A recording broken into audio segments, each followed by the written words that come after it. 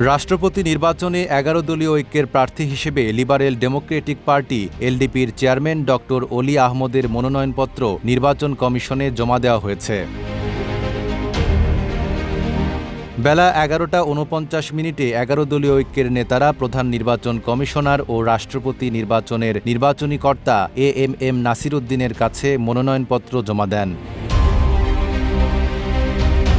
মনোনয়নপত্রের প্রস্তাবক হিসেবে রয়েছেন বিরোধী দলীয় নেতা শফিকুর রহমান এবং সমর্থক হিসেবে রয়েছেন এনসিপির সংসদ সদস্য আব্দুল্লাহ আল আমিন। বাংলাদেশ জামায়াতে ইসলামীর সহকারী সেক্রেটারি জেনারেল হামিদুর রহমান আজাদ এবং এনসিপির মুখ্য সমন্বয়ক নাসির উদ্দিন পাটোয়ারি নির্বাচনী কর্তার কাছে মনোনয়নপত্র জমা দেন। এ সময় ১১ দলীয় ঐক্যের কেন্দ্রীয় নেতারা ও কয়েকজন সংসদ সদস্য উপস্থিত ছিলেন। ফুডেলা একটি নাবিল পণ্য।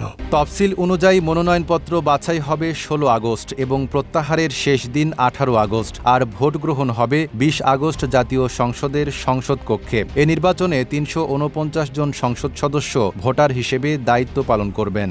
বিএনপি সচিবালয়ে প্রধানমন্ত্রীর কার্যালয়ে স্ট্যান্ডিং কমিটির মিটিংয়ে বসছেন। এখনও কাকে প্রার্থী দেবেন আমরা বা জাতি জানতে পারে নাই, কারণ ওনাদের মধ্যে প্রার্থী বাছাইয়ের যে সংকট আমরা লক্ষ্য করছি, এই যে দৈন্যতার জায়গায় যোগ্য প্রার্থী দিতে না পারা, সে জায়গা থেকেও আমরা আশা করতে পারি যে কর্নেল ওলি সাহেবের যোগ্য, উনি সবার সামনে জাতির সামনে এসেছেন।